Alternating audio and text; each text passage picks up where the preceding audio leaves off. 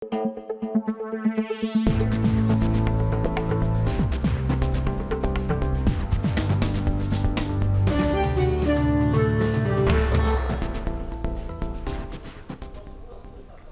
এখন জনপদে আপনাদের সঙ্গে আছি আমি তানজিলা খান মিম।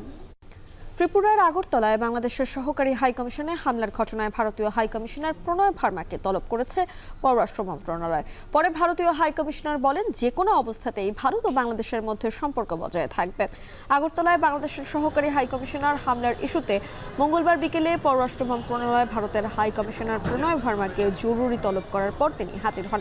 বাংলাদেশের ভারপ্রাপ্ত পররাষ্ট্র সচিবের সঙ্গে বৈঠকের পরে সাংবাদিকদের একথা বলেন।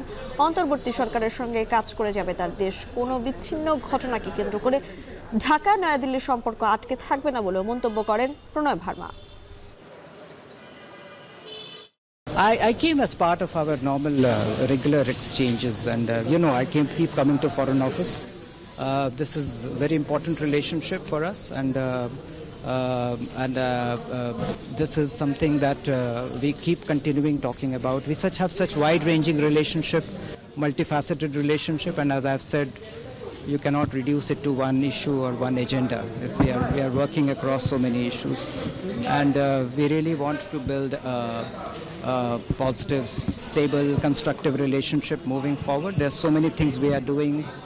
There are so many interdependencies we have, and we want to build on those interdependencies to mutual benefit. And we will keep ensuring that our cooperation benefits our two peoples.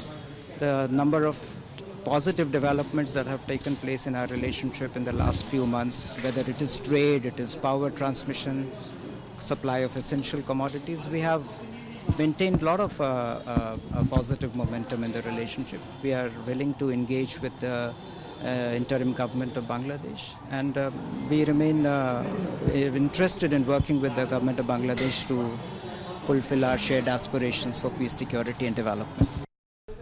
আগরতলায় সহকারী হাইকমিশনে হামলা ও ভাঙচুরের প্রতিবাদে দেশের বিভিন্ন স্থানে বিক্ষোভ মিছিল ও প্রতিবাদ সমাবেশ করেছে বিএনপি ও বৈষম্য বিরোধী আন্দোলন সহ বিভিন্ন সংগঠনের নেতাকর্মীরা।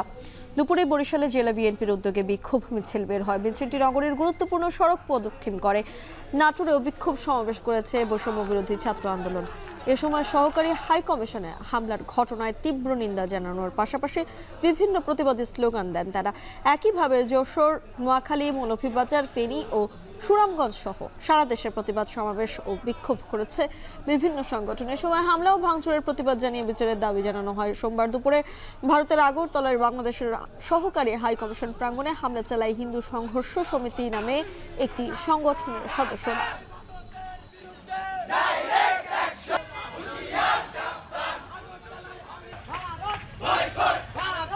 এদিকে আখাউড়া সীমান্ত অভিমুখে বিজেপি সমর্থকদের লং মার্চ কর্মসূচি ঘিরে উত্তেজনা বিরাজ করছে।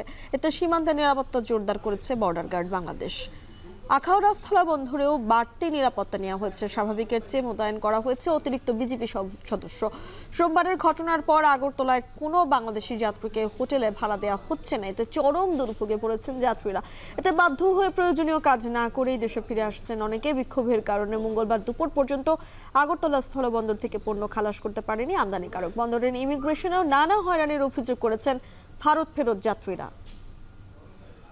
এখন আসার পথে 2-3টা জায়গা বেড়া গাড়ি নিয়ে আসা জানা 5 টাকা দিয়ে বাজার তার বেড়ার উপর দিয়ে পার হয়ে আসা লাগে। এখন নতুন গতকাল আমরা গেছি যাই এক হোটেলে ছিলাম। ওই হোটেল থাকার পরে 1 ঘন্টা স্টে করার পর টাকা রাখি দিছি, আমাদেরকে নিয়ে বাড়ি করেছে বাঙালি বলে। বাংলাদেশি ভিজিটর যারা আছে সবাইকে খুবই হ্যারাসমেন্ট করতেছে। কোনো ধরনের কোনো হোটেল প্রোভাইড করছে না। ইভেন ওদের যারা নিরাপত্তার দায়িত্বে আছে ওইখানকার যেহেতু পুলিশরা আছে, পুলিশরা প্রত্যেকটা হোটেলে গিয়ে বলে আসতেছে যে কোনো ধরনের কোনো হোটেল বাংলাদেশিদেরকে না দেওয়ার জন্য। যদিও আমরা সীমান্তে একটু টান ভাব, কিন্তু আমাদের রপ্তানিতে এই পর্যন্ত কোনো ব্যাঘাত ঘটে নাই, আমাদেরকে কোনো নিষেধ করে নাই। আমরা আজকেও সকালে মাছের শিপমেন্ট হয়েছে, আমরা শুটকি শিপমেন্ট হয়েছে। আগরতলায় সহকারী হাইকমিশনে হামলা ভারতের সাথে বিভেদ ও দূরত্ব তৈরি করবে বলে সামাজিক মাধ্যম এক্সে জানিয়েছেন বিএনপির ভারপ্রাপ্ত চেয়ারম্যান তারেক রহমান। মঙ্গলবার সকালে তার ভেরিফাইড এক্স হ্যান্ডেলে একথা জানান তিনি। আরও জানান, ভারতীয় গণমাধ্যম ও দেশটির রাজনৈতিক নেতাদের ভূমিকা বাংলাদেশ বিরোধী মনোভাব উস্কে দিচ্ছে। বাংলাদেশ অনেকে প্রতিকূলতার সম্মুখীন হলেও সার্বভৌমত্ব ও ধর্মীয় সম্প্রীতি নিয়ে সবার অধিকার সুরক্ষিত থাকবে। দলের নেতাকর্মীদের কোনো উস্কানিতে পা না দেওয়ার আহ্বানও জানান তিনি। ভারতের উত্তর আগরতলায় অবস্থিত বাংলাদেশের সহকারী হাই কমিশনে হামলার তীব্র নিন্দা জানিয়েছেন বিএনপির মহাসচিব মির্জা ফখরুল ইসলাম আলমগীর। হাই কমিশন প্রাঙ্গণে হিন্দু সংঘর্ষ সমিতি নামের সংগঠনের সদস্যরা যে আক্রমণ করেছে তা পূর্ব পরিকল্পিত ও বাংলাদেশের পতাকা নামিয়ে তাতে আগুন দেয়া এবং ভাঙচুর করা ভিয়েনা কনভেনশনের সুস্পষ্ট লঙ্ঘন বলে মন্তব্য করেছেন বিএনপির মহাসচিব মির্জা ফখরুল ইসলাম আলমগীর। এ বিষয়ে মঙ্গলবার এক বিবৃতিতে মির্জা ফখরুল শঙ্কা প্রকাশ করেন, অভ্যন্তরীণ রাজনীতির কৌশল হিসেবে বাংলাদেশের ঘৃণার ব্যবহার উভয় দেশের সম্পর্কে দীর্ঘস্থায়ী টানাপোড়েনে সৃষ্টি করবে। বাংলাদেশের নাগরিকদের গণতান্ত্রিক আকাঙ্ক্ষার প্রতি ভারতীয়রা শ্রদ্ধাশীল হবেন ও বিগত ফ্যাসিস্ট আওয়ামী শাসনামলে যে সকল নেতা ভারতে অবস্থান করেছেন তাদের ফিরিয়ে দিয়ে বিচারে সহায়তা করারও আশ্বাস জানান তিনি।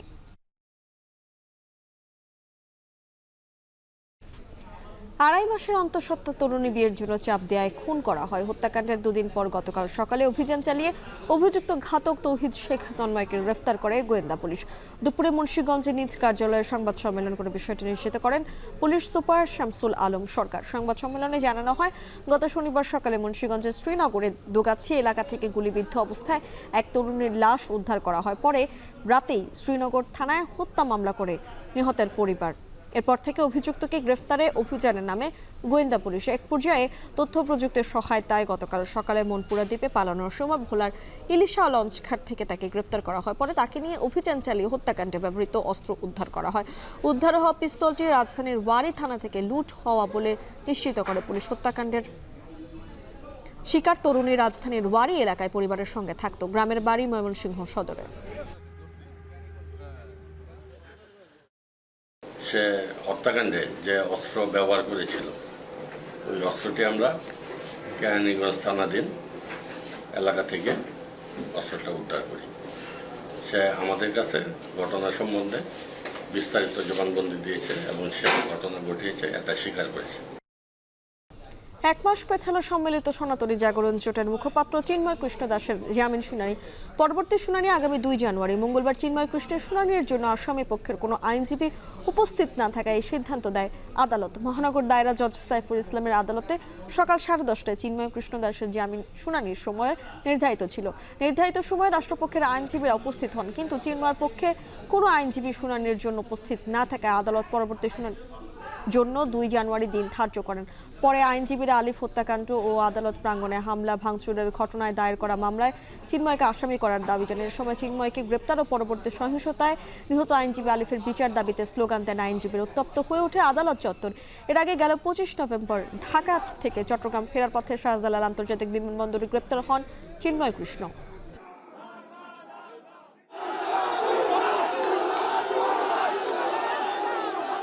চিন্ময় দাসের যে মামলা শুনানি ছিল তাদের পক্ষে কোনো লয়ার ছিল না, কিন্তু আমরা মনে করি যে আদালত তাদের প্রতি ন্যায় বিচার করেছেন, কারণ তাদের পক্ষ থেকে কোনো সময়ের আবেদনও ছিল না, কোনো হাজিরও ছিল না। ইচ্ছা করলে কোর্ট এটা নথিজাত করতে পারতো। তারপরে আদালত মনে করছে যে তাদের প্রতি এটা সদয় হয়ে ন্যায় বিচার করে এটা একটা তারিখ দিয়েছেন আগামী 2-1।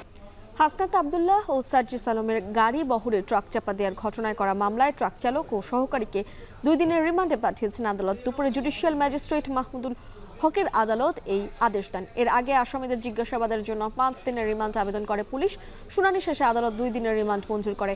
গেল 27 নভেম্বর চট্টগ্রামে নিহত অ্যাডভোকেট সাইফুল ইসলাম আলিফের কবর জিয়ারত শেষে ফেরার পথে চট্টগ্রাম কক্সবাজার মহাসড়কের চুনতি ইউনিয়নের হাজি রাস্তার মোড়ে হাসনাত সার্জিসের গাড়ি বহরে একটি ট্রাক ধাক্কা দেয়। এই ঘটনায় হাসনাত ও সার্জিস অক্ষত থাকলেও গাড়িটির সামনের অংশ দুমড়ে মুচড়ে যায়। এই ঘটনায় ট্রাক চালক মুজিবুর রহমান ও সহকারী রিফাত মিয়াকে আটক করে পুলিশ।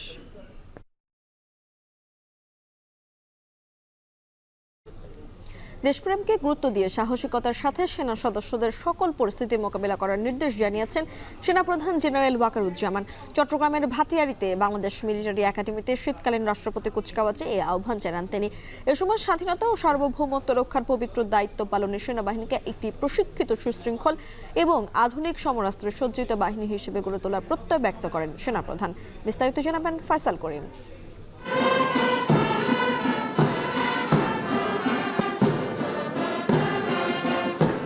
কদম কদম সামরিক ছন্দ তুলে দৃষ্টিনন্দন প্যারেড মাতাচ্ছে সুবিশাল ময়দান। একে একে এগিয়ে আসছে তরুণ সেনা অফিসারের দল। প্যারেড কমান্ডারের বাজ খায় কণ্ঠের সাথে তাল রেখে এগিয়ে চলেছে চৌকস প্যারেড। দৃষ্টিনন্দন পোশাক, দুর্দান্ত শারীরিক কসরত আর নানা দৃষ্টিনন্দন আয়োজনে চট্টগ্রামের ভাটিয়ারিতে জমে ওঠে সেনাবাহিনীর শীতকালীন রাষ্ট্রপতি কুচকাওয়াজ। মঙ্গলবার সকালে বাংলাদেশ মিলিটারি একাডেমির 87 বিএমএ দীর্ঘমেয়াদী ও 59 বিএমএ স্পেশাল কোর্সের অফিসার ক্যাডেটদের কমিশন প্রাপ্তি উপলক্ষে এই রাষ্ট্রপতি কুচকাওয়াজ অনুষ্ঠিত হয়। সেনাবাহিনী প্রধান জেনারেল ওয়াকারুজ্জামান এই অনুষ্ঠানে প্রধান অতিথি হিসেবে উপস্থিত থেকে মনোজ্ঞ কুচকাওয়াজ পরিদর্শন ও প্যারেডের অভিবাদন গ্রহণ করেন। কুচকাওয়াজ শেষে সেনাবাহিনী প্রধান প্রশিক্ষণ শেষ করা ক্যাডেটদের উদ্দেশ্যে বলেন, শপথ গ্রহণের মধ্য দিয়ে সদ্য কমিশন পাওয়া অফিসারদের উপর দেশপ্রেমের এক অসামান্য দায়িত্ব অর্পিত হলো। এই দেশপ্রেমকে গুরুত্ব দিয়ে সাহসিকতার সাথে সেনা সদস্যদের সকল পরিস্থিতি মোকাবেলা করতে হবে। তোমাদেরকে যে কোনো ধরনের চ্যালেঞ্জের গ্রহণের জন্য সবসময় প্রস্তুত থাকতে হবে, সামরিক চেতনা মূল্যবোধকে সমুন্নত রাখতে এবং যে কোনো সিদ্ধান্ত গ্রহণের ক্ষেত্রে দেশপ্রেমকে সর্বোচ্চ গুরুত্ব দিতে হবে। তিনি আরও বলেন, দেশের স্বাধীনতা ও সার্বভৌমত্ব রক্ষায় সেনাবাহিনীকে একটি প্রশিক্ষিত, সুশৃঙ্খল ও আধুনিক সমরাস্ত্রে সজ্জিত বাহিনী হিসেবে গড়ে তোলা হচ্ছে। এই একাডেমি হতে কমিশনপ্রাপ্ত অফিসারগণের নেতৃত্বে শৃঙ্খলা, আনুগত্য, ন্যায়পরায়ণতা ও কর্তব্যবোধে উজ্জীবিত হয়ে বাংলাদেশ সেনাবাহিনী আজ দেশের সীমানা পেরিয়ে বহির্বিশ্বেও উল্লেখযোগ্য অবদান রেখে চলেছে। দীর্ঘ 3 বছরের কঠোর সামরিক প্রশিক্ষণ শেষে এই মনোজ্ঞ কুচকাওয়াজের মাধ্যমে 87 বিএমএ দীর্ঘমেয়াদী কোর্সের সর্বমোট 213 জন অফিসার ক্যাডেট, 59 বিএমএ স্পেশাল কোর্সের 14 জন অফিসার ক্যাডেট এবং 4 জন ট্রেনি অফিসার বাংলাদেশ সেনাবাহিনীতে কমিশন লাভ করেন। অনুষ্ঠানে বন্ধুপ্রতিম দেশ শ্রীলঙ্কান মিলিটারি একাডেমির কমান্ড্যান্ট, দেশি বিদেশি উচ্চপদস্থ সামরিক ও বেসামরিক কর্মকর্তাবৃন্দ, সদ্য কমিশনপ্রাপ্ত অফিসারদের অভিভাবকরা উপস্থিত ছিলেন।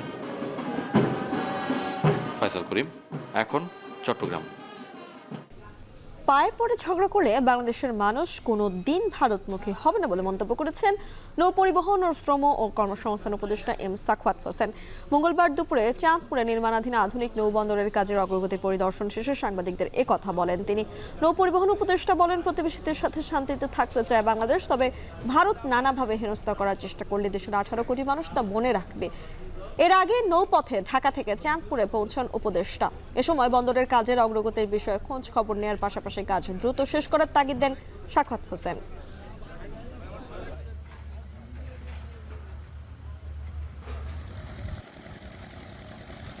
ওনারা যদি পায়ে পড়ে ঝগড়া করেন তাহলে বাংলাদেশের লোক তো আর কোনোদিন ওই দেশমুখী হবে না। আমরা একটা বন্ধুত্ব ভাবাপন্ন নিয়ে থাকতে চাই, কারণ আপনারা জিওগ্রাফিক্যাল নেইবার। কিন্তু যদি বাংলাদেশকে এইভাবে হেনস্থা করতে থাকেন, মনে রাখবেন এটা 18 কোটি লোকের দেশ। ট্রেন পরিচালনায় টিটি, গার্ড সহ জনবল সংকটে ময়মনসিংহ থেকে বিভিন্ন রুটে দ্বিতীয় দিনের মতো লোকাল ট্রেন চলাচল বন্ধ রয়েছে। এতে নেত্রকোনার জারিয়া, মোহনগঞ্জ ও জামালপুরের দেওয়ানগঞ্জ রেলপথে 7 জোড়া এবং ঢাকা দেওয়ানগঞ্জ ভাওয়াল মেইল ট্রেন চলাচল বন্ধ হয়ে গেছে। ফলে চরম ভোগান্তিতে পড়েন যাত্রীরা। রেল কর্মচারীদের দীর্ঘদিনের দাবি মাইলেজ চালু না করায়, 8 ঘন্টার বেশি ডিউটি না করায় সংকট সৃষ্টি হওয়ায় ট্রেন চলাচল বন্ধ করে দেয় রেল কর্তৃপক্ষ। এদিকে দুপুরে ময়মনসিংহ রেল স্টেশনে বিক্ষোভ মিছিল করেছে রানিং স্টাফরা। দাবি আদায় না হওয়া পর্যন্ত নির্ধারিত সময়ের বাইরে ডিউটি না করা সহ কঠোর কর্মসূচিরও হুঁশিয়ারি দেন তারা।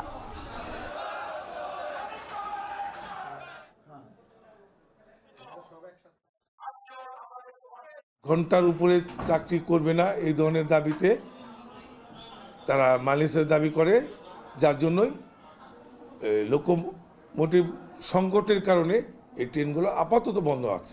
দেওয়ানগঞ্জগামী লোকাল ট্রেন, জারিয়াগামী লোকাল ট্রেন, এগুলো অনিবার্য কারণবশত বন্ধ রাখছে। আমরা খুব ভোরবেলায় আসছি এই লোকাল ট্রেনের জন্য, কিন্তু আমরা যাইতে পারতেছি না, ট্রেন আসছে না। শেষ করছি এখন জনপদে। এখন টেলিভিশন ওয়েবসাইটে দেখতে ভিজিট করুন www.ekhon.tv, ফেসবুকে দেখুন facebook.com/tv.ekhon, এছাড়া ইউটিউবে দেখতে ভিজিট করুন youtube.com/c/ekhon tv।